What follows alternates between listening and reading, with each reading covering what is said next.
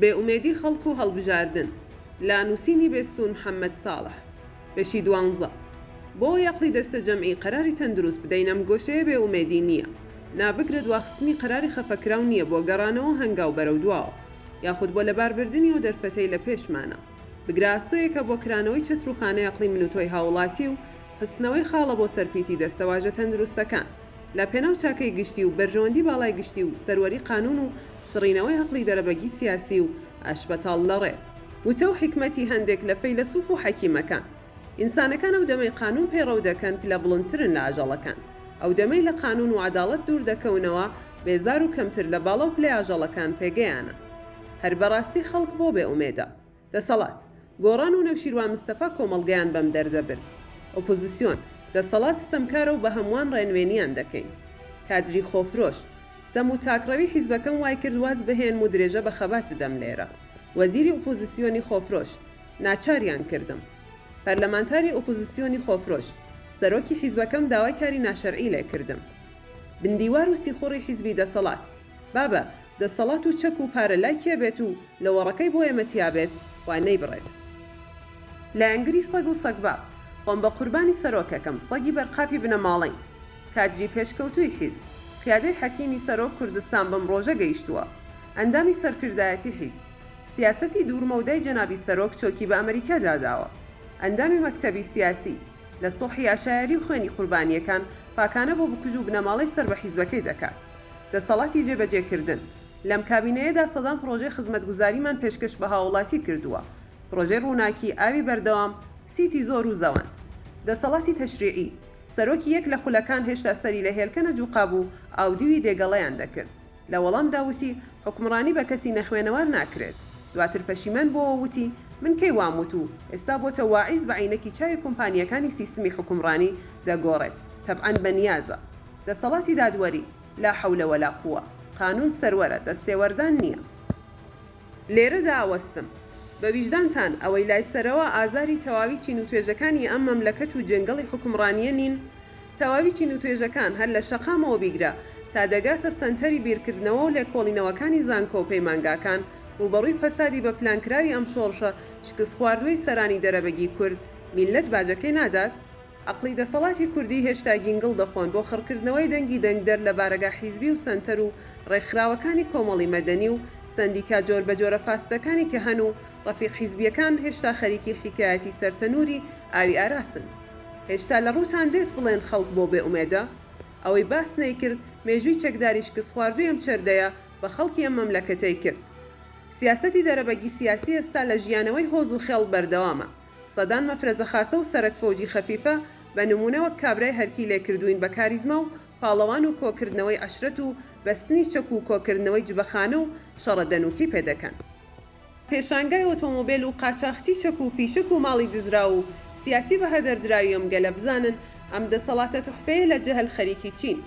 بەخشینەوەی دیاری و پێدانی پلە و ئیمتیازات و گەرمکردنی دیوەخان و ناردنی ڕەچڵی وەنەوشە و لێکزسی آخر مۆدێل و بە فەردە دۆلاری دزراوی ماڵی میلەت ڕەوانەی دیوەخانی ئەفواج خەفیفەکانی جارانیان فال و کیمیاباران دەکرێت هێشتا لە ڕووتان دێت دەڵێن خەڵک بۆ بێئومێدە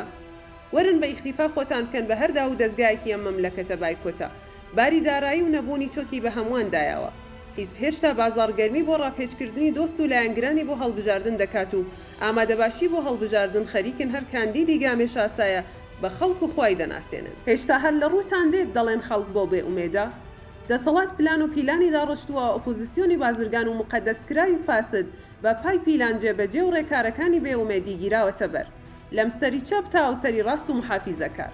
دەیان گروپی ئیسلامی سیاسیان تەشکیل کردووە ئەمە سەلەفیە ئەمە خەوارجە ئەمە تەڕەماشە ئەمە داعشە ئەمە وەلاییە ئەمە میتە ئەمە مافیایە هێشتا هەر لە ڕووتان دێت بڵێن خەڵک بۆ بێئومێدە هەمومان درۆزن و درۆزان و ساختەکار و هاوبەشی ئەم دەسەڵات و ئۆپۆزیسیۆن و چڵیت و کاسە لێسانەی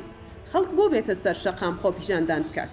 لەولاوە 4 مانگە بژێوی بڕاوە 6 موچە بەرەو ژووری دزراوە لەملاوە گروپێک ساختەچی بازرگانی خێزانی داعی هاتنە سەر شەقامەکەن لەولاوە بەیان لە دوای بەیان و هاوپشتی و هاوڕای خەڵکن بێنە سەر شەقام و 5 فەرزە سوجدە بۆ ئەڵڵا بن و لە شەریکی ستەمکار و بێدەنگن لەستەم ئەفەرم چین و توێژەکان بە قسە و گفتی نەدەسەڵات و نەبەنا ئۆپۆزیسیۆنی بازرگان و هەرتەوازە نەکەن بێدەنگیتان هەمویانی هەراسان کردووە، زۆری ڕۆشتووە و کەمی ماوە.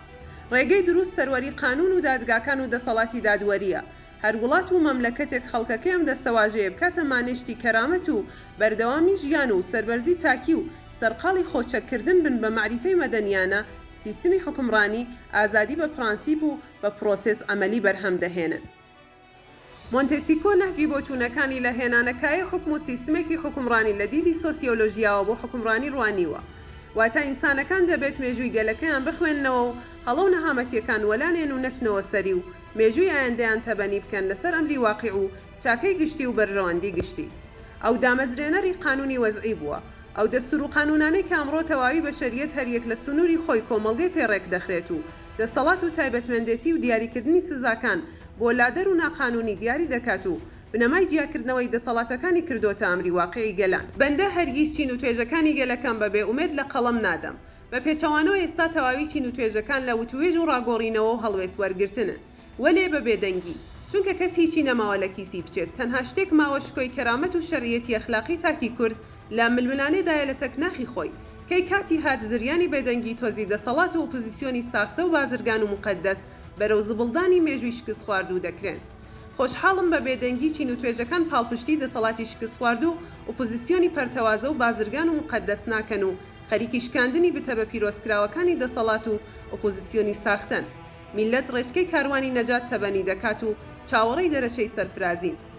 بۆیە خەڵک بێ ئومێدە لە مێژووی شکست خواردووی نزیک لە سەدەیەکی هەمووان. ئێستا بە کاوەخۆ سەرقاڵی بنیاتنانی مێژوون بۆ ئایندە و هێنانەکایی سیستمێکی حکمڕانی ڕەشید و شامڵ و کامڵ خەمی گەورەی هاوڵاتی بێت. میلەتەکە پڕپڕن لە ئومێد.